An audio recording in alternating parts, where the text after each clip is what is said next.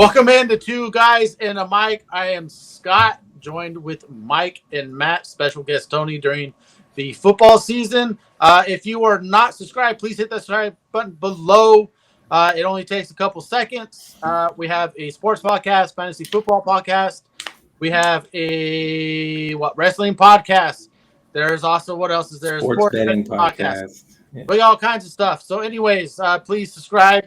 And today we are going to kind of just go over. Today is Wednesday, day before opening NFL kickoff. And guys, lots of news to go over today. Starting with Nick Bosa. He is going to officially play now week 1. He just signed the most expensive contract. So I kind of want to go around the room, not about Bosa's contract, but what this means for Jones and the Kansas City Chiefs. Does he now ask for more money than Bosa? And I understand he's interior. Bosa is on the edge, but they still kind of, in a way, play the same position. Do you think he's trying to go for more higher than Aaron Donald only, or does he want to be over Bosa? What do you guys think? Go ahead, Tony. Go ahead. You go. I was gonna think. I think he goes in between Bosa and Donald. That's my opinion. But given how far we've heard the disparity is between what the Chiefs want to give Jones versus what Jones wants, I don't know if they're even going to get there. What'd you guys say? 9 million? Like 9 million, 9.5. That was the last time we talked. That is insane. That means they're nowhere even near Donald paying money. So like now he wants over. He's gonna want over. That's my opinion. But that's what I think. I think he's gonna want over Donald, less Bosa. So for comparison, Bosa's contract was $34 million annually. 9.5 million is almost a third of that. That's how far apart they are. Jeez. Yeah. How much is Jones at right now, Mike? Do you have that contract up right now? Because I know he signed a contract not that long ago. It was 3 years ago, right? Yeah.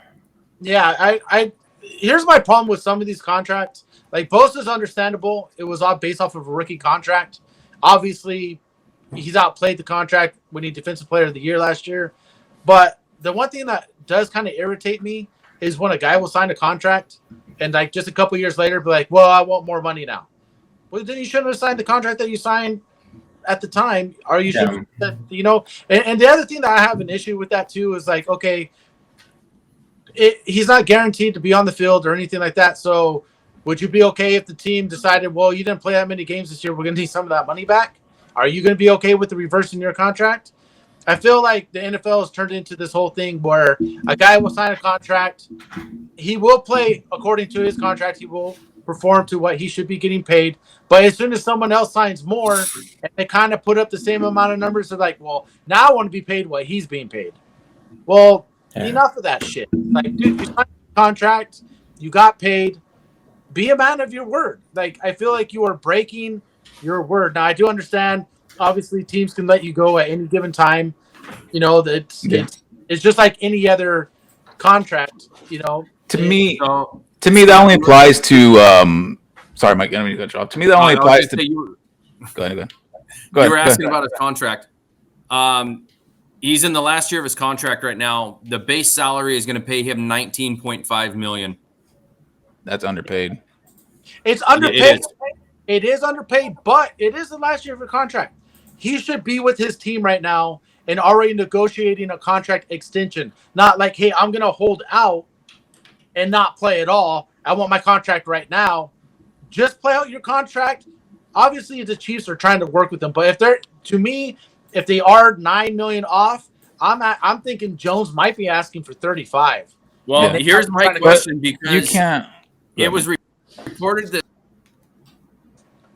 Mike froze. The Chiefs offered Jones 2 additional seasons for $54.5 million in new money. Mike, you like froze all over. Completely. He's back. He's anything. back. Yeah, go ahead. Okay, you're back. So, but the Chiefs offered Jones 2 additional seasons for $54.5 million in new money. That's 27.25 per season. 9 million. That's about 35, 36. He won more. And then 30, since Bosa came 30, in under that, I think it loses Jones's leverage, right? It does. No, No, That's they what I play was different gonna get at. positions. because Jones might be asking to be the highest paid defensive lineman. Yeah. Yeah, but you're not going to be the highest paid interior defensive lineman from like $6 million over Donald. Like that's nuts. What's Donald at? 31 and a half? 32? 31 and a half. I think he deserves 33-ish, 34. Yeah, but if he's asking if they're offering him 27.5 and they're about there, and let's just assume that all the rumors are true, right? If the rumors are true and they're about $9 million difference between the two, that puts him at 36 million. That's $5.5 million more than Donald. That's crazy. I understand where he's coming from, though. I don't know how old he is. I want to say he's 26, 27. He's in his prime. I mean, all players are afraid of getting hurt. He's just trying to get what he deserves, and he graded out first interior lineman out of 127 PFF qualifiers. He was the best against the run. He was number 3 against the rush and the interior lineman. He had the most sacks out of any interior lineman, better than Donald. And I think all his grades, he's graded out 90, 93, 94 percentile. Like, he's a phenomenal defensive tackle, and he can play end. He's not just a one-trick pony inside the interior line. So yeah. I think he's seeking more of that money. Remember the Khalil Mack, he played end and linebacker, both the both positions. So he wanted to get paid like it. Chris Jones is 29. So he's okay. So he's even more so, like, he's going to be 30. He's trying to get that contract. I mean, you can't play and like not be guaranteed not to get hurt, because if he gets hurt, like a Shohei Ohtani, I mean, we're on a different thing, but you get hurt, your value is going to dwindle, especially like going on 30. So I see where he's coming from. He wants to be paid as a interior lineman / D end. I mean, the guy's worth it because he's phenomenal on the field. The Chiefs go from 58% 58% pressure rate. When he's off the field, he's at 44% pressure rate for the team. So he gets the other quarterbacks, the other team's quarterback. So without him, I think Kansas City is going to suffer really, really bad without him. Yeah, well, don't forget what he brings to the run game. Yeah, exactly. Mm-hmm. He's a wall. He is their wall. Like, I don't think I'm not hating on Jones. I think he deserves to be paid. I'll put it that way. But I think I agree with Scott. Like, I'd like to understand. I know he's getting paid $19.5 million this year, but from that 3-year contract that he got, how much did he get paid the first 2 years? And then because it could have been front loaded, and then he got 19. He's just getting a smaller amount this year, right? Like it could be that. Like, if he's getting a smaller amount this year, I tell you one thing before we say anything else. If Kansas City loses tomorrow, he has all the leverage. If they get ran on by David Montgomery and Jahmyr Gibbs for over 200 yards combined rushing and whatever it is given up between the passing and receiving from the running backs, he's going to come in the next day and just be like, "Well, you guys see without me, you guys can't stop the run without me." So Kansas City's kind of in a sticky situation. If they go out and lose tomorrow on national TV to open the season, it's not a very good. You can bet I'm sitting my ass down watching that game. Yeah. I did. Now I have a pick'em with the 2 other owners of Jim and 10 Sports, and I was the only one. I picked Lions before Kelsey got hurt, because now I want to jump into a little bit more. Now with the Chiefs not only having no Jones, but I don't think Kelsey plays. I don't think he should play regardless. I mean, you're week 1. It's a long season. This is a knee injury. Even if he gets like, "Oh, coach, I can go out there and be a decoy," I still wouldn't do it. Yeah, I still wouldn't do it. But this also goes down to, I think we touched bases on this in another podcast about, well, if Kelsey goes down, what is this Kansas City Chiefs offense going to be? You're going to have no Kelsey, so you're not going to have your big. That he is Patrick Mahomes' safety blanket. I know Patrick Mahomes doesn't technically need one, but once you take him out, that's it. Now, I can't remember the backup tight end's name for it's a Gray. I for some reason I can't remember. Noah Gray. So he played more than 50% of snaps last year. Okay, he just wasn't really targeted. The go-to guy. He had 12 receptions. Now, he's not Kelsey, but I mean, obviously he's going to be very familiar with the system. He's been out on the field for plenty of plays. I would just go ahead and I would, even if you feel like you're going to take the L without Kelsey, I would sit Kelsey. I would take the L and just go from there. I would do what I need to do to get Jones on the field, get Kelsey healthy. Because can you imagine if Kelsey goes out and plays this game and just does something else to that knee? He Now tears the you ligament. and I'm sorry, Yeah. but this team without Kelsey is not a Super Bowl. Not Super Bowl team. Especially at his age, he's 34 already. Oh He's yeah. young. Well, let me ask you this: just Kansas City, who is their most, the player that it's gonna skyrocket the most tomorrow? Just tomorrow. Sky I Moore. think Sky Moore is gonna go off. Sky Moore. Darius Sky Moore or McKinnon. Yeah, well, okay, you have Martellus Scantling. He's not too bad. You have He's a deep Darius Tony, who I know is not like everyone's really hyped on him. He is probably their only like true wide receiver, I think, as far as like considering him a one, but I don't really consider. You've never had a good sample of him because he's always hurt. Now he's not on the injury report anymore. They did take him off the injury report. He had that knee. He's off the injury report. He's obviously going into this game healthy. If he can stay healthy for this game and come out of it not hurt, with Sky Moore being able to extend the field, I think McKinnon in the backfield is going to be used quite a bit. And don't forget last year Mahomes threw 9 touchdown passes, 9 different targets caught a touchdown pass, correct? Last year was it? Yeah, 9 or 10. He spreads the ball like very well. And I think that's what makes him great. Obviously, he knows how to spread the ball. This is the first time in the Andy Reid, Patrick Mahomes, Travis Kelce era that we're going to see this without Kelsey. Yeah, well, I think this is the first time in the era we're going to see an abysmal defense because Jones he's not playing tomorrow regardless. So we know the defense is just like going to be abysmal without Jones, and they don't have Kelsey. Let's see what they do. Okay, prediction: who wins tomorrow? If Kelsey does not play, Jones is not playing. Who wins? The Raiders. Oh, get the fuck out of here, please. I'm gonna go even if Kelsey plays and he's hobbled. I think he's just to be there for a decoy to block or whatever. I don't think he goes out for many passes, but I'm gonna go with the upset with Detroit taking that out and in Kansas City and Arrowhead. Oh yeah, Detroit dominates them. Who do you think on Detroit it plays the best or shines tomorrow? Who do you think shines tomorrow? I'm in Raw and they made a lot of moves in that secondary. That I know that they were terrible. Yeah, but I think Jared Goff shines tomorrow. I have a feeling that Jahmyr Gibbs is going to post the highest rookie running back numbers of any rookie running back ever in a game. Ever? I don't know. Ever? In game one. In his first game ever. First game. Not. I don't know what that is. You have to go look at that. Hey, I want to know what that is. say they will be limiting his snaps. Now, if that's true or not, I don't know. Why would you limit his snaps if Jones is not on the field? Let that kid coach dominate. No, I didn't read that. I didn't read that anywhere. That they are not going to give him a full workload tomorrow.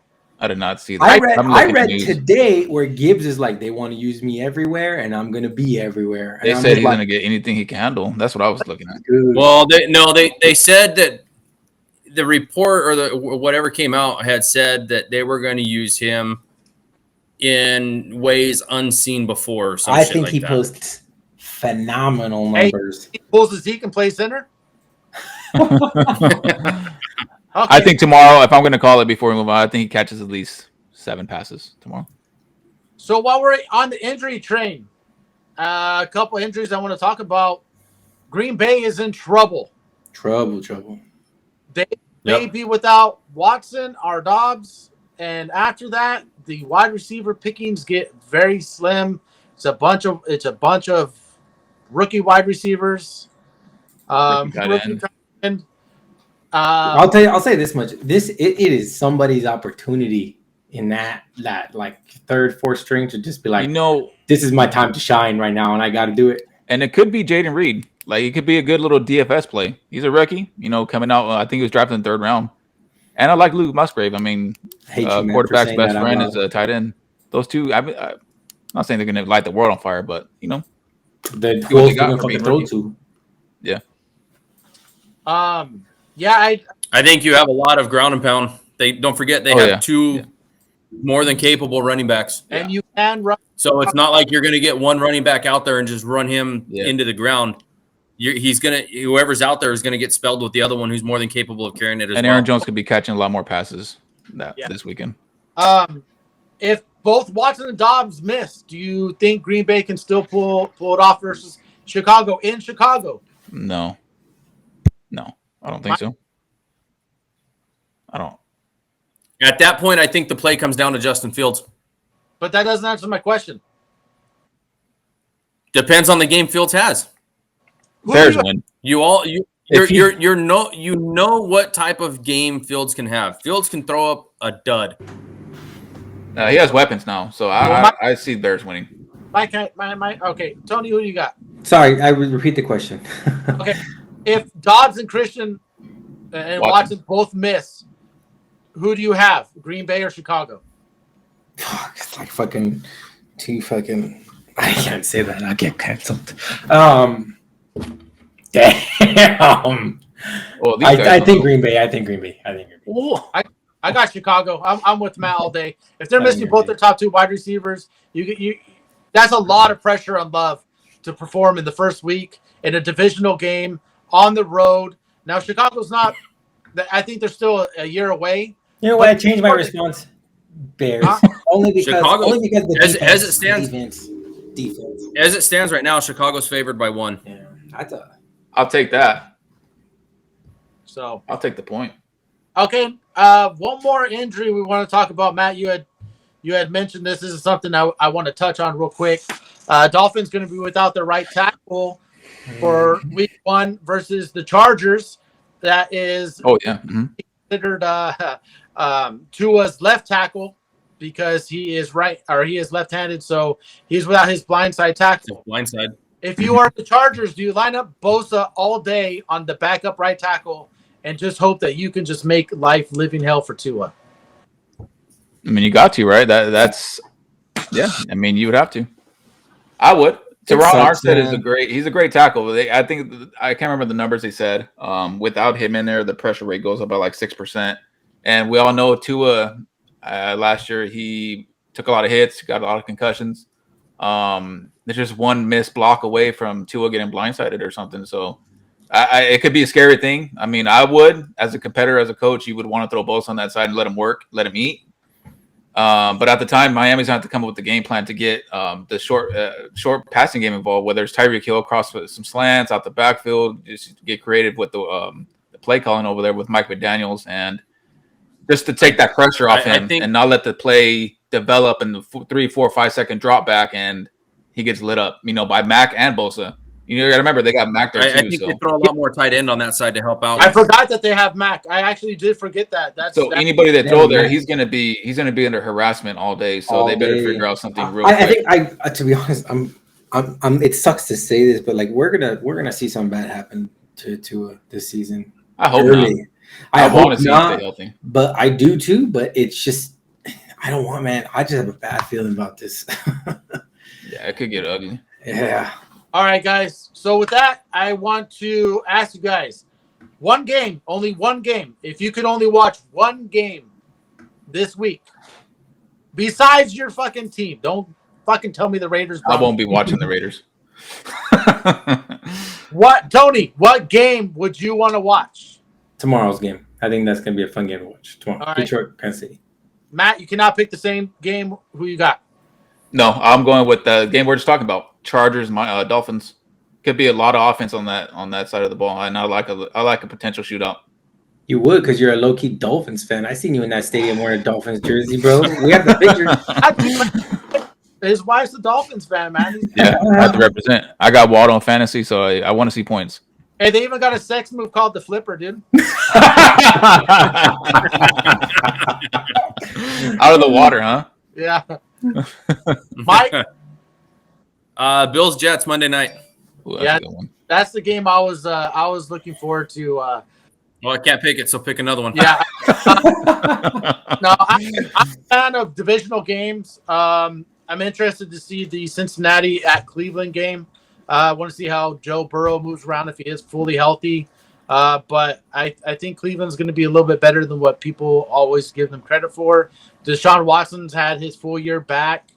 We're going to see if Nick Chubb is still the real deal. But I think that's another game I'm excited for. I love divisional games, especially that division. Before we move on, JSN full practice today, and he's on schedule to start against the Rams.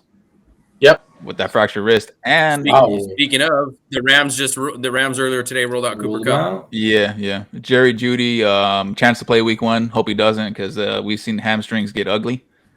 And he has another hamstring injury just like Cooper Kupp. But I don't know if you guys saw this an hour ago. Kittle and Trent Williams took a pay cut to get that contract after. An hour ago, man. Where have you been? I saw it came out earlier. It's said an hour ago. 20-something million. I saw it 23 million. Like this afternoon. Yeah, they took a pay cut. Yeah, I have a question. Did that happen to pay Bosa? We don't know. Exactly. Yeah. So that happened to pay Bosa. Hell yeah, it did. Yeah. Mm-hmm. Yeah, it pays to have good teammates that are willing to take a pay cut. Obviously, to me, when players are willing to do that, that tells me they want the guy there. They want to keep the team together. They want to win. They want to win, and I respect the fuck out of those guys for that. Yeah, that's how you win. That's how you win Super Bowls. Yeah, and as good as San Francisco is and that defensive line, it doesn't matter. It goes through Bosa. Bosa is the engine that makes that thing go. And I'm glad I don't know how many snaps he's going to play. I know Bosa keeps himself in phenomenal shape. He may just go out there and just go. But I got a feeling they're going to cut back his. He'll probably only be out there more in probably third down situations. I don't expect him to really play like too much. Probably maybe like. I would say, if I had to guess, probably 35% of defensive snaps. I don't think he'll be out there too much. But yeah, I think you play him. I agree with that, Scott. I think you pay the man. You know what he's capable of. Prove what he can do. You play him less to save him for when he's needed in the end. You don't tire him out. Don't get him. Matt, the other thing Matt and I were talking about earlier today too. This was before the Bosa signing. What team is better off? This was. Had neither player signed, what team was in better shape without that player? Chris Jones or Bosa? Or the Niners or Chiefs? Bosa. By far, the Niners would have been in better shape. I don't even think that's you got to ask. If you were to say the fucking Chiefs, I'd probably slap you. Yeah. One last thing, guys. I want to do a quick pick 'em. No talking about the game. Just give me who's going to win, and we're going to go from there. Okay. All right. Who are we starting with? Who's answering first? I'm just going to go. Tony will start off all of them, okay? Tony, Matt, Mike, all of them. Okay. Tony, Matt, Mike. All right. Detroit, Kansas City. Detroit. Kansas City. Detroit. Carolina at Atlanta. Carolina. Falcons. We're skipping the Houston Texans, Ravens. We all got Ravens. Yeah. Bengals at Browns. Bengals. Sweet. Jaguars at Colts. Who? Jaguars. Jags. Colts. I meant to say Jaguars are closest, Tony, but Jaguars, yeah. Jacksonville. Bucks at Vikings. Vikings. Same. Tennessee at New Orleans. New Orleans. Tennessee. Saints. I got the Saints. San Francisco at Pittsburgh. San Francisco. Still curtain, baby. You just didn't want to say the Niners. Pickens. No, I just if they continue the hot streak, they can win. I think they can. But I just went Steelers. Fuck it. A little upset. Yeah, San Francisco. Obviously, we're not going to talk about the Cardinals Commanders. Packers at Bears. We kind of went over that. Okay. I think that's going to be the lame duck of the week. Yeah. It might be. There's always one or two. Bears. Well, those two games you just mentioned. Packers, Bears, and fucking Commanders, Cardinals. Packers, Bears. Bears.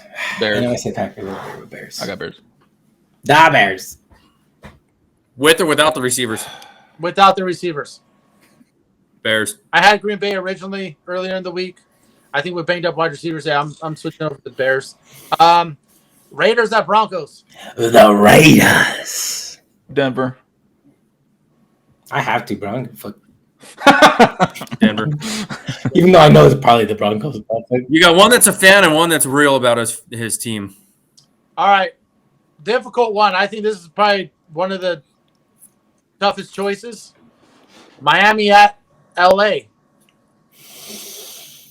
Miami. Miami. Chargers. I'm going Chargers as well. Ooh. Chargers as well. That's why me and Matt are champions. Eagles at Patriots. Eagles. Really? Fly, Eagles, fly. Eagles. Eagles. Rams at Seahawks. We already know who's winning that game. Cowboys at New York Giants. Cowboys. A little upset alert right here. Giants. You gonna wear your Saquon jersey too? While they're winning. Should I pull the picture up on the screen? Cowboys. I'll Do it. And probably Do it. the toughest game to predict, in my opinion. Yeah. Bills at the Jets.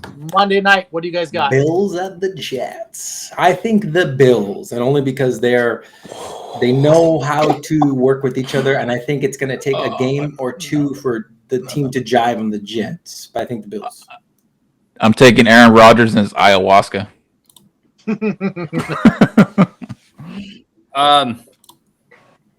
I think the Jets have the better team. I can see Tony's point on this that it may take a game or two for them to gel. I'm still going to go Jets. Jets. Got the Jets. Fucking Tony's retarded. Get the fuck out of here now, Tony. Great defense. Look at that guy. Oh, no, he did. Hey, that guy looks like he's Is confused. Talk Yeah. about the, That guy looks talk like about he's the number one confused. Raiders fan. look at that guy. I got the number one running back who's gonna come to the Raiders soon. Fuck Josh Jacobs. Right. I'm just 2 years early, you know. Yeah.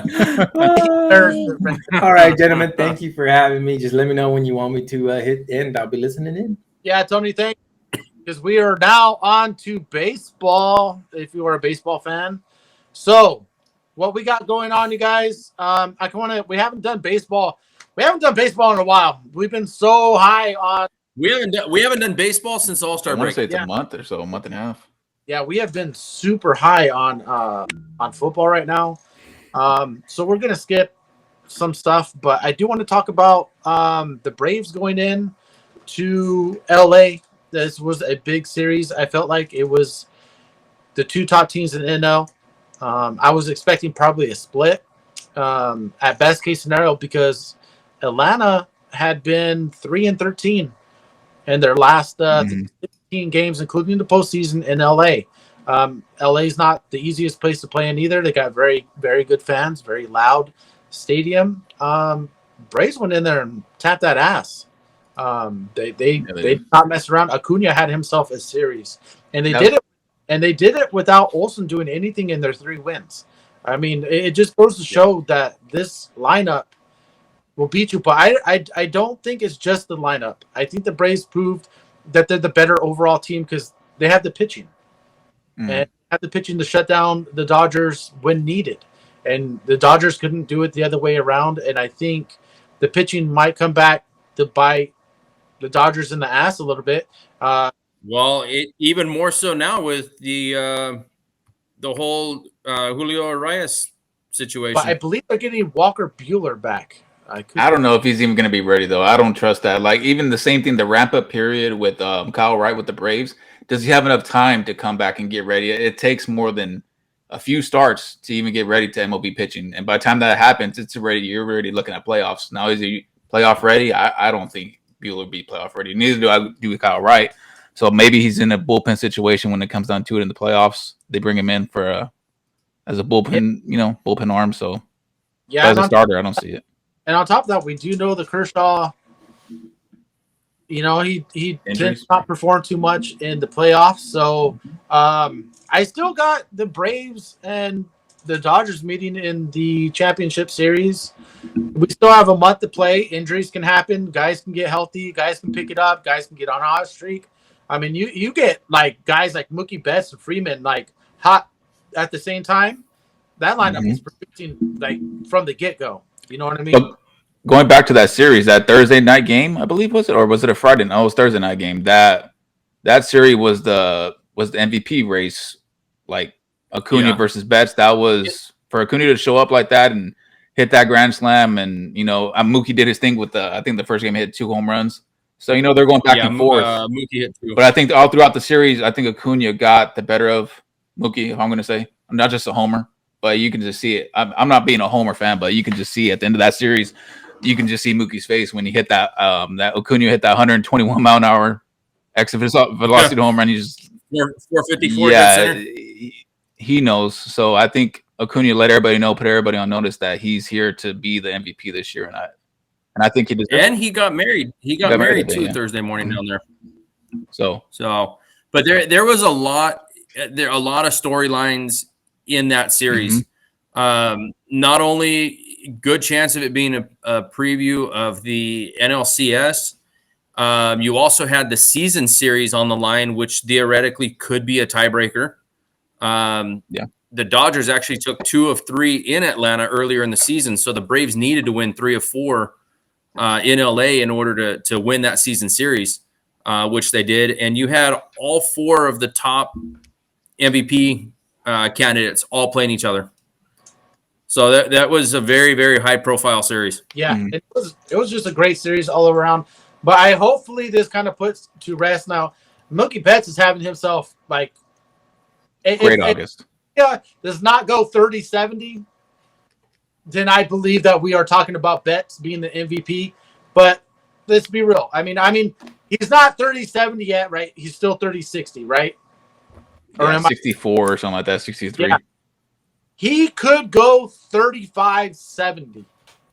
I mean, that's unheard of. And if he does 35-70, I don't want to hear shit. Because he's also almost hitting 340 on top of that. The only thing that he doesn't have is RBIs, and I don't think that really matters because of where he hits in the lineup. I'll take a guy that can turn a walk into a double. You know what I mean? Yeah. And I think it's only Mookie's August that propelled him into that conversation. So if you look at consistency, Acuna has been consistent since pitch 1. Whenever, what was it, MLB started the season? April, right? Late April or early April? He's been consistent since then. Like, he's been batting, I want to say, almost over 300 in every month except for one, which was like 298. Mookie, he started off slow, and then he had a phenomenal August. I think his like OPS was like 1,600 in August. So I think that's the reason why he's in that conversation. But as far as consistency, Acuna by far has had the more consistent season and deserves, I think, to be the MVP over Mookie. Another stat nobody really is talking about with Acuna, he has not struck out a lot. No. He's only got 76 strikeouts. Atlanta Braves as a team has cut that chopped it down. Mm-hmm. Yeah. Did you guys know that? And he's at 73. I'm sorry, 73 strikeouts, 63 steals. Here's the other thing too that no one's really talked about. The MLB season home run record for a team is 307, set by the 2019 Twins. Braves, as of right now, on pace for 308. Mean, everyone is hitting home runs on that team. I think they got they said they have 4 guys over 30, right? Or is it 3 guys over 30? Yeah, it's 4 or 5 guys over 30. 10 guys over 10 or something like that. Yeah. For comparison, Mookie has 95 strikeouts. Yeah. Oh, yeah. Mookie goes down a lot more. But let's throw that out there. Ever since that series, both teams have kind of hit a rough patch. Yeah. Atlanta was on a high note. They came home, maybe feeling good about the 7-3 road trip. We started off slow against I wouldn't even say slow. I don't think we're ourselves right now at home, and we lost 2 of the first 3 against St. Louis. And I want to say Dodgers lost 2 out of 3 against Miami, right? From what I can remember. Yeah. So they haven't gained no ground on us in the standings, but both teams are coming out sluggish out of that series. So I still look for the Braves to win 105 or so, hopefully. Hey, can I say congratulations to the Marlins? I think they're going to finish above 500. I had them. Oh, dude. Right above Washington. I didn't think they were going to be nearly as good as they've been. I think it's really good, and it shows that they're on the right way. And now there's rumors that the Mets are talking about trading away Pete Alonso. I heard about that. That they're ready to blow this whole thing up. Full on rebuild. He was on the block during the trade deadline, I heard. Yeah, but I'm sure the amount that they are asking for. Whew. Yeah. If he's gone, you think Lindor's gone? And yeah. they tear it all down. If I'm the Mets, I probably am. If you're going to rebuild, just rebuild. Don't right, do this half put in, half. Yeah, don't keep 4 or 5 pieces to try to stay relevant. Baseball's the only sport you can't really do that. You got to full fucking like gut it, get those prospects. Yeah. Miami right now is holding the 3rd wild card spot. Yeah. Hey, But it is a tight race. They're half a game above Arizona and Cincinnati. Arizona's been The Giants are technically still in it. They're 2.5 out. And Arizona just called up Jordan Lawler. I saw that. Number 10 prospect, right? Yeah, that's their top prospect. They called him up. They're clearly looking for some extra help. Another note I want to make. This is jumping over to the AL. It's a player I want to talk about. Matt, I know you probably haven't talked about him too much. Me and Mike talk about him all the time. Jackson Holliday, 19 years old, just got promoted to AAA. This guy, okay, so Matt, do you know who Matt Holliday was? Come on now. Yeah, but for the Cardinals. Dude, what the hell is going on here, dude? You would be surprised. Okay, did you know him when he was with the Rockies? I know he got traded, but I don't know what it was for. Hey, Bond. And wasn't he actually with the A's too? Yeah, he did. I think he started with the A's. Yeah. Yep. So here's the thing about this. So Jackson Holliday is 19 years old. He's got called up to the AAA. Obviously, first question was asked by the GM if when rosters expand, are you doing this because you want to bring him up? The dude's hitting like 330 across all the everything under AAA at 19 years old. They asked him, is there a possibility that he gets called up to the majors? And he said, no, there's no. I think he's bullshitting. I think if he hits, for sure he is. If he hits 330 still, or even 315 in AAA and proves he can hit AAA pitching, I think they call him up. Now, if they don't, they're clearly seasoning him to make opening day's roster next year. This guy is you want to call this guy generational talent. The word is that his younger brother is better than him. And this guy's already that's what's crazy. So was Michael Jordan's older brother, but he didn't make it. Yeah, anyways, we're not talking about basketball. So what you want to know what he slashed across 3 levels before he went to AAA? 333, 451, and 517. Yeah, Duke can flat out hit. The Duke can flat out hit. He can fly. He can't get a helmet that fits him though. Yeah, always got that down here. But what's crazy? Okay, so Baltimore, right? They're sitting. They have the number 1 overall seed over there in the AL. Guys, they have 5 guys in the top 100 prospect list. Dude, I was telling, I don't know if I was telling Mike, I was telling somebody that the Orioles are the American League Braves. Remember, like in when Acuna came up in 2017? When was it? 2018?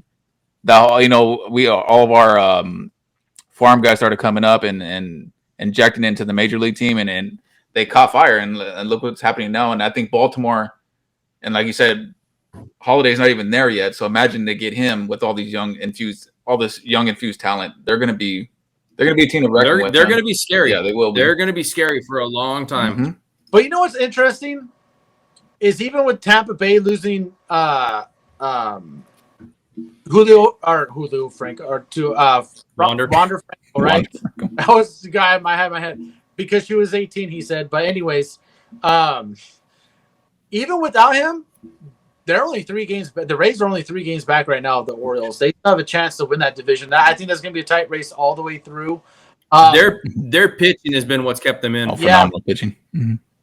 But what I really want to talk about now is this. I think Glasnow had 14 strikeouts tonight. I don't know, but the AL West is the division I'm watching the most. The NL Central is pretty cool too, but the AL West. So Houston is now taking over the lead when they've been kind of sitting second, third the whole year.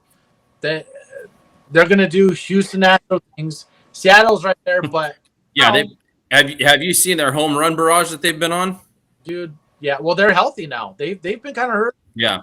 But Texas, even with their plus 139, which is tops in the AL West as far as run differential, they're half a game out of the wild card. They may end up not even making it. And another team I want to talk about, the Los Angeles Angels, who have just failed. I said it last year. They should have traded Ohtani. They should have traded Mike Trout, and instead they trade. These guys go on and they trade 2 of their top 10 guys in their farm system. I think actually might have been 3 to try to compete when Mike Trout was already out. Mike Trout's already out to try to compete. Then Shohei gets hurt. Now you're fucked. And then you put all those guys on the waivers and they get claimed by other teams. the GM over there in LA deserves to be fired. I think they need to let Shohei walk. They need to trade Mike Trout. They need to get rid of Rondon. And they need to just start this shit over. Because it's just really disappointing. Now, I read so many different reports on Shohei. I don't know whether to believe he's going to have Tommy John. He's not going to have Tommy John. He's getting all these different opinions. Did you hear? Did you hear the one today? No. The one today, and if I remember right, I think it was his agent said that he is probably going to have a procedure. Did not say whether it's Tommy John, but he will still DH all of next season. It's the Brock Purdy surgery. It's not Tommy John. Unless he has Tommy John, then he's not going to. How's he going to be able to throw? It's not, because it's a completely different motion throwing a football versus throwing a baseball. Exactly, but yeah, look, he's clearly not pitching next year. I don't think, which will put him at 30 years old when he comes back to pitch. I think he might even be close to 31. I think the only reason he's still playing is because he's the MVP favorite. Yeah. I really think that's the only reason he's playing, but I feel like if he needs some type of surgery, he's costing himself money. He should just have the procedure so he can try to pitch next year. So I'm interested to see what he's getting paid now at the end of the season, and who takes the chance on him now, because a team that was really in need of pitching and maybe not necessarily hitting might be out on him if they need that pitcher next year to compete. So I think if he's going to stay hitting, obviously he's going to stay in the DH.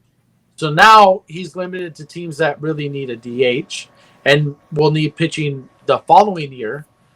So if you're a contender for next year, you think you're going to be contending, do you still go after Shohei? I know that it's almost a dumb question to ask, but I think it has to be asked because he's no longer going to be that two-way player next year. He's going to probably end up being just a hitter.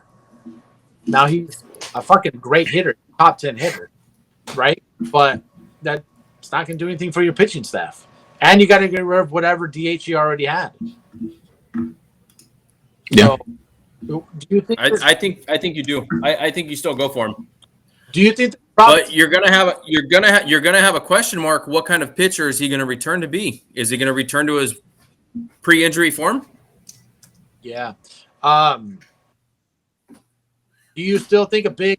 And it's his second. If he has it, it's his second Tommy John. That's if he has Tommy John. But there's a lot. Yeah, that's what I'm saying. That's why I said if he has it, it's his second one. It seems like it won't be the same. Yeah, it seems like a lot of guys are having second Tommy John. It's like it's not uncharacteristic to have a second Tommy John. Most guys are averaging like 6 to 7 years between Tommy John now. But they said, I think once you get your second Tommy John, your MPH is on your fastball and everything. Your spin rate it falls like 4 or 5 miles an hour. They were talking about somebody in the Cardinals. I can't remember his name today. I'm sorry. I know it's a podcast, but I was watching the Braves game. This guy came out of the pen. He used to pump 99, 98. Now he's only hitting 92 after a second Tommy John. And he's been fully healthy all year. So I don't think he gets the full. Maybe he's 94, 95, it was either Lawrence. Yeah, it was one of those guys. Either Lawrence Palante or Palland or Verhagen. Yeah, so well, I mean, and Scott said the age, so that kind of worries me with the second Tommy John, you know. Well, you see, and that goes back to Jacob deGrom, that huge contract. The Rangers now he's having his second Tommy John. The guy throws 99 to 100. He's still going to probably be throwing 94, 95. But let's face it, in today's MLB, 94, That ain't 95, shit. fucking 88 miles an hour. These guys are smoking that shit. You know, like Mhm. when they're constantly facing someone in a rotation, it seems like almost every rotation has a starting pitcher that can touch triple digits. It seems like almost Mhm. every team has one. Even their pins. Yeah, and the Pins seem to have two. Everybody's 100. You know what I mean? Everybody's 98, 99. Remember when Chapman came into the league and everyone was like losing their shit with how hard he Because he was hitting 100 You've never seen it. consistently. Well, he was hitting like 102. Yeah. No one even talks about it anymore. Now it's like, oh, he throws 100. I see it fucking. And now he gets hit. Yeah, so Yeah. 94, 95 is you got to be more effective with your off speed, you know. So And your Hit location. spots, yeah. Greg Maddux is a great example. Maddux didn't have huge velocity, but he could locate his pitch. Mattis used to say Mattis was interviewed and he said, "I'll tell you that a two-seamer is coming, and you're still not going to hit her." Do you think he'll be able to pitch in this age of baseball? Yeah, Yeah. actually, I think he might be more effective now. And A lot of swing and miss, huh? Huh? A lot of swing and miss nowadays. Yeah, like what he said. You know, I can't remember the player that was interviewed, right? But they said when they would look at Greg Maddux the first time they faced him, they're like, "I see this goofy ass dude in glasses up there throwing about 87 miles an hour. The first thing that pops into my head is I'm going 4 for 4 with 4 home runs." And then you go up there and he's moving the ball 16 feet. And You you're know 0 for 4. He has thrown some pitches in his career that, I mean, I'm just like, how do you even make a ball move that much? Now, there are some guys that can throw really hard. Batista from the Orioles. That guy is pumping 98, 99, and he has some major movement on that pitch. So it's not, you know, guys are seeing that. He may not be that Cy Young 2.2 ERA guy, but I would still think that Greg Maddux in today's game would have a sub-3 ERA consistently. Yeah. Well, here you want to see Greg Maddux faced in his career. He faced 20,421 batters during his career. 310 of those batters saw a 3-0 count, and 177 of the 310 were intentional walks. Yeah, which I don't think should even count, man. That's crazy. So if you really think about it, At that point, you take out the 177, you're talking about 133 out of over 20,000 batters saw a 3-0 count. yeah. So, guys, before we shut this down, you guys got anything like any Predictions? change in this last month of baseball? No. I'm just excited. I mean, I know we talked about the Braves in this podcast, and we're all Braves fans. I'm excited when rosters expand. Is now with the Mike Soroka news is AJ Smith-Shawver going to get another chance to come up and prove that he can be that dominant, reliever, arm out the pen. And this, I don't know. I've been reading updates about our rookie that we drafted, Hurston Waldrop, that he's between 97, 99 with the dirty split. And does he get a call up? He's already in Double-A, but I don't think he gets the call up this year. But a lot of people are saying that he could get the call up when playoff rosters expand. So, for him, 5 games, 18 innings, a 1.00 ERA, 29 strikeouts. He's got a 40.3 K rate, giving up 9 walks and only 2 extra base hits. Honestly, fuck all that. I'm excited to see Vaughn Grissom back up in the majors. This guy. Yeah, that bat will play. That's what we got to find a spot for him. The bat's going to play in the majors. It's just his position. Scott's been saying it all year. Throw his ass in left field. Dude, get away from shortstop. Throw him in the outfield. We need Rosario. When is Rosario's contract up? We signed him in extension. They just signed him for like 2-3 years, I think. But it's not big. Short term, this is what I would do. I would throw Vaughn Grissom in left field, have him face lefties, Rosario versus righties, problem solved. You get his bat in the lineup, and even at that, he can serve. He can serve as a DH. He's young and look at outfield's not hard. And he can serve, and he can serve as a middle infielder to give one of those guys a rest day. He can. But they also got Nicky Lopez too, who filled in nicely while Albies was injured. Yeah, but he's not a bat I would prefer in that lineup. No. You know what I mean? If that were to happen again and Albies would go down, I'd be like, dude, just put Vaughn Grissom in. So you're not excited for a Smith-Shawver call-up for the playoffs, huh? No, I'm all in right now on Vaughn Grissom. I think he's earned it. I would like him get the opportunity to prove himself. I mean, what he's hitting like 340, isn't he, or something? Yeah, but I think rosters expand ridiculous. to where I think you could call it one pitcher and one field guy. So I don't know how that works. I could have swore that's how it works, but yeah, hopefully we'll see. I guess I said, Tony, you still around? I know he's somewhere in this lobby. Hopefully he's listening so he can down. One of you guys will probably have to call him so he can No, he's there. stop the recording.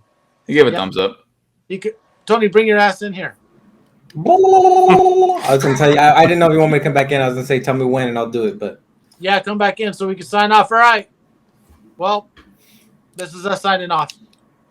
Have a great Peace. night. baseball sucks. Bye. Fuck you.